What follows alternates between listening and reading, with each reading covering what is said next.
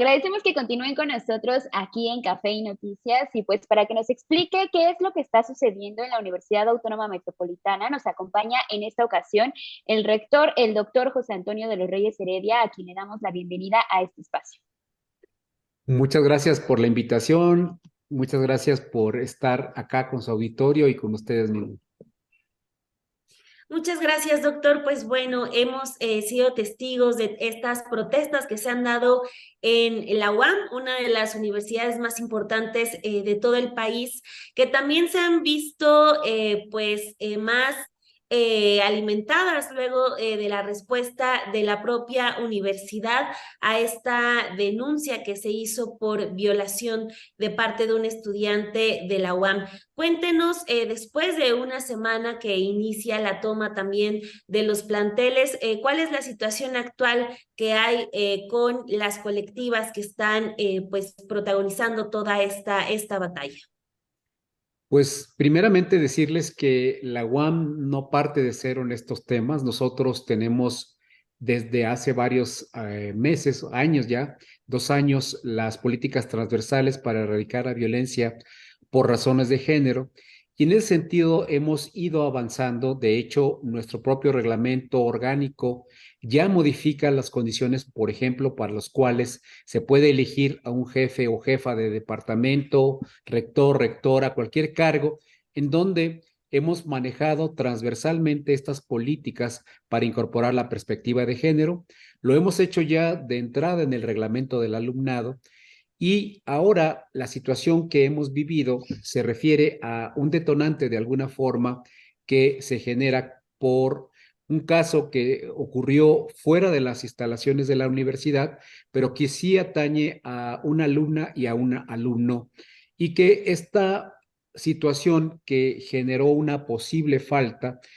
básicamente fue resuelta en hace prácticamente una semana y un día. Fue resuelta por el Consejo Divisional de Ciencias Sociales y Humanidades de la Unidad Coajimalpa en un sentido tal que no se reconocía una falta grave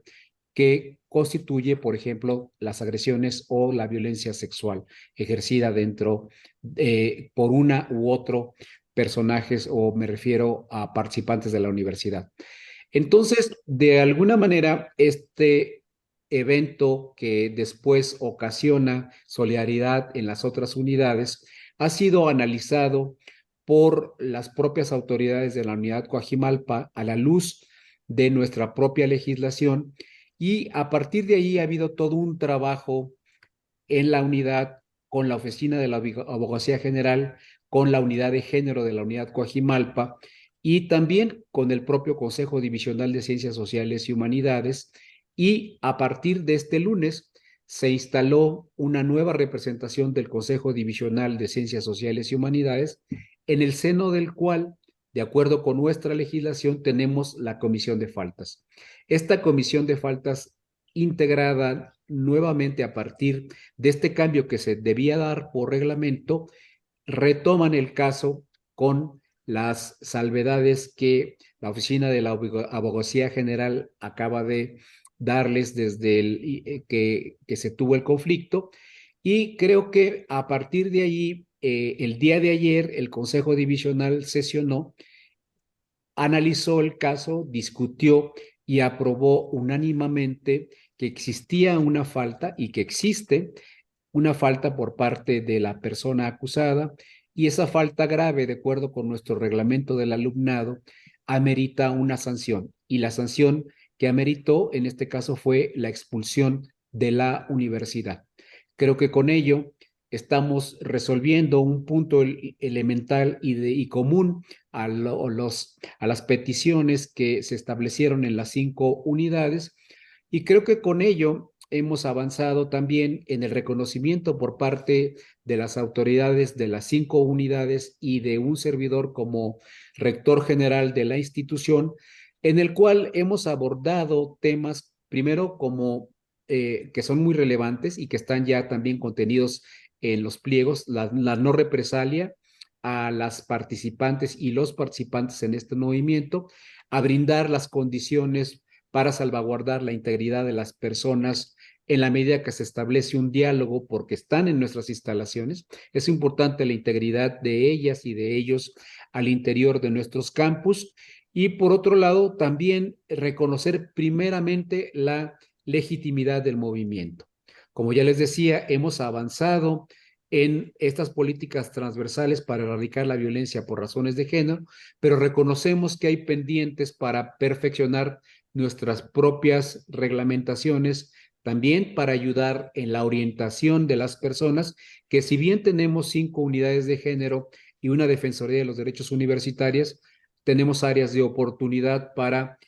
mejorar la atención a las y los alumnos y alumnas que sean víctimas de alguna situación. Entonces, creo que con este reconocimiento institucional que abona también a los pliegos petitorios, creo que podemos partir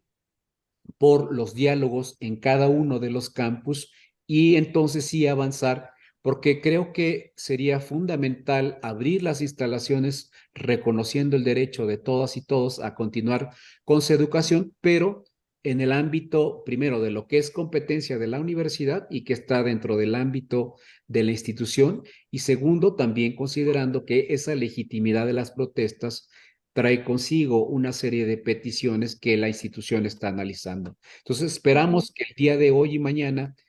conozcamos algunas peticiones que no se habían expresado y que también, donde ya ha sido esto hecho, se entreguen a las colectivas o a los grupos que están al interior de cada unidad respuestas concretas, además de la solución del caso que ya fue comentado y que detona todo esto.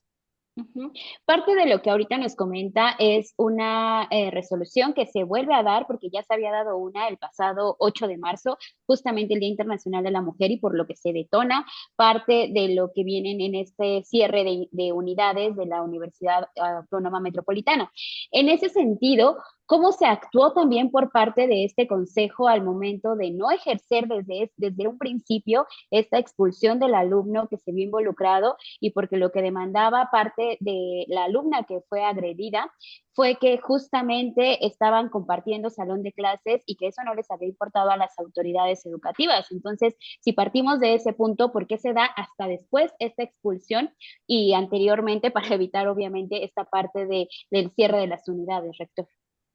Pues mire, yo creo que aquí hay que reconocer que probablemente no se consideraron todos los elementos que habían sido puestos en la comisión anterior, la comisión que analizó este caso.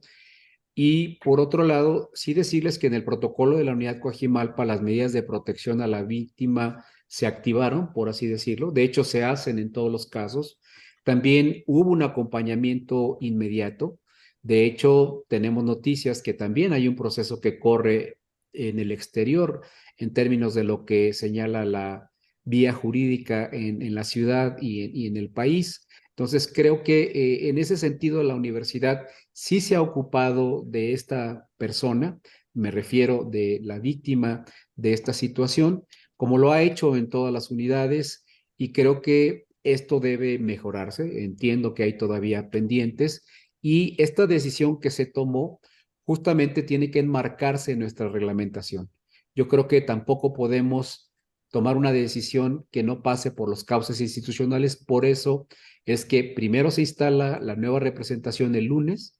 y después este miércoles se lleva el caso con todos los elementos: la opinión de la unidad de género, la opinión de la oficina de la Abogacía General y ya los elementos que estaban y que llevó a un dictamen que coincide ya con esta situación de la existencia de una falta grave. Rector, si podríamos ahondar un poco más en este tema, porque usted nos cuenta de que la UAM cuenta con toda una estructura, unidades de equidad de género, de cuidado para las mujeres, pero parece que en una primera reacción, cuando hay un caso serio de un abuso sexual, se pues reacciona de una mala manera. Usted ya también admite estas fallas. ¿Cuáles serían estas medidas que se van a hacer para reforzar estos cuidados? Porque pues lo que tuvimos de inmediato tras una denuncia fue una respuesta que dicen las mujeres las revictimizó, y viene el cierre de las unidades y todas estas protestas. Incluso todavía, por ejemplo, la UAM Unidad Lerma ya está manejando otro pliego petitorio, es decir, van a ir creciendo quizá también estas inconformidades. Entonces, ¿qué va a hacer la UAM para garantizar que todo este trabajo que se está haciendo para el cuidado de las mujeres y la equidad de género, pues realmente funcione, y funcione pues desde la primera y no ya luego de que las unidades estén tomadas?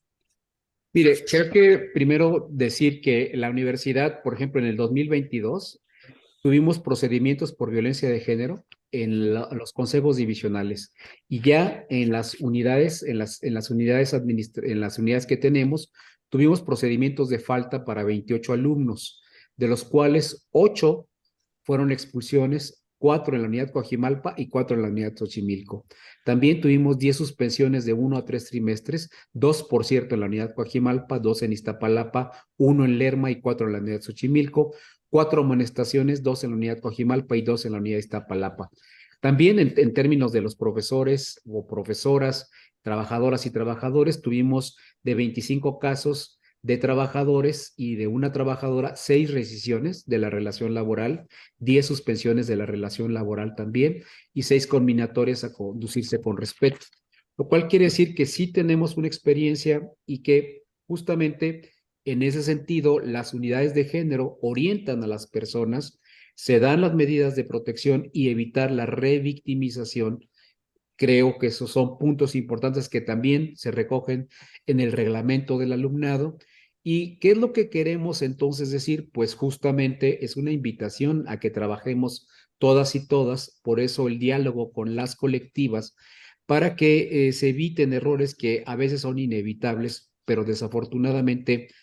pueden haber ocurrido. Y creo que el colegio académico, si bien el 8 de marzo sale esta decisión, el 9 de marzo la institución adoptó la política de un día sin mujeres para permitir a las personas ir en esta política que se ha instaurado a nivel internacional. Y el mismo 10 de marzo, cuando se abordó el tema en el máximo órgano colegiado de la institución, que es el colegio, al mencionar el tema, se abordó en el contexto de los trabajos de la comisión del colegio, que busca transversalizar las políticas mediante cambios en todos los reglamentos, incluidos el reglamento de estudios superiores, del cual dependen los planes y programas de estudio. Ahí se comprometió la comisión a que se reuniría rápidamente para integrar lo que llamamos un protocolo único. Ese protocolo único lo que pretende es entonces guiar de mejor manera a las personas víctimas,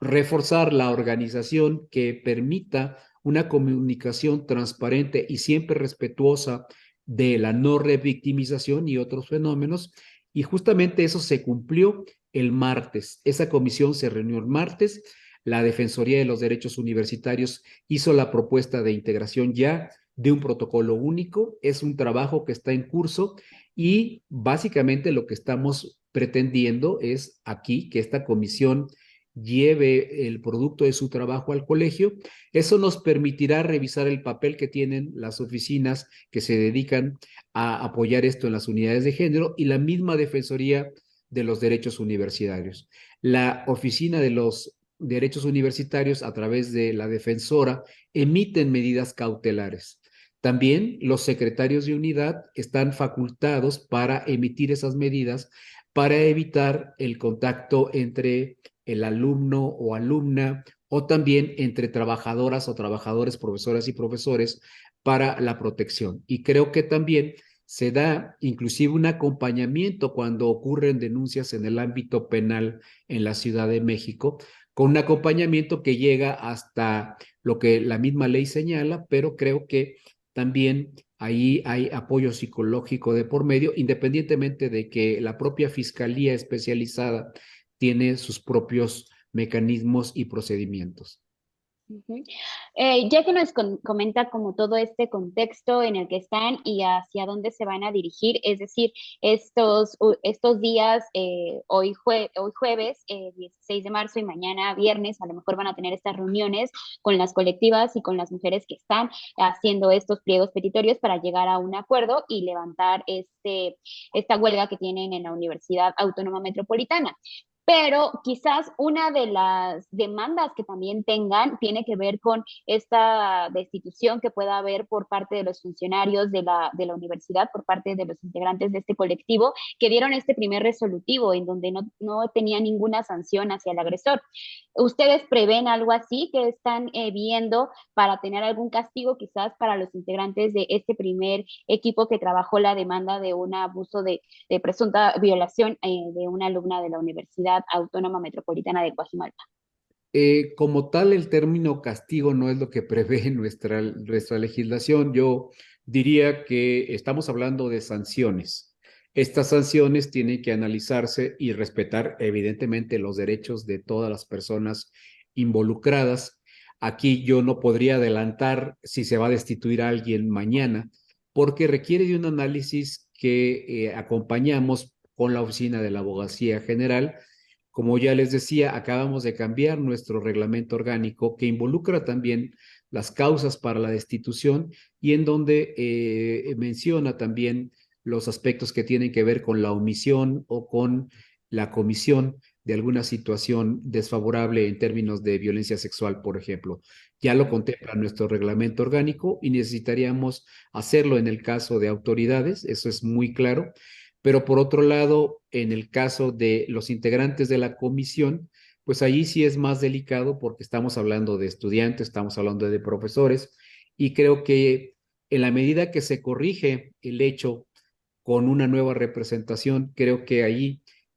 quizá habría que deslindar responsabilidades, no es el término legal que usamos en la institución, pero algo equivalente para realmente hacerlo. Tampoco creo que no abonaría al clima institucional emprender una persecución. Yo creo que aquí estamos en un ámbito universitario. Yo estoy convencido de que va a ser mediante el diálogo y la participación de todas y todas que vamos a lograr una institución auténticamente libre de violencia y comprometida con una cultura de paz, pero siempre mediante el diálogo y mediante lo que tenemos ya aprobado, que son los valores en nuestro código de ética. En diciembre del año pasado,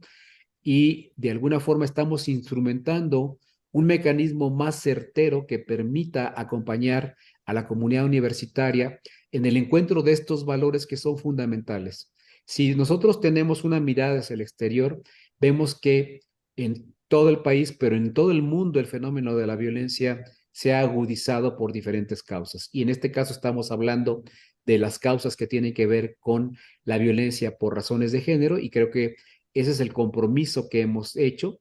en el trabajo que hacemos a partir de la perspectiva de géneros. Hemos implantado políticas y creo que será la comunidad a quien le toque hacer propias las estrategias y las acciones institucionales para lograr esa meta.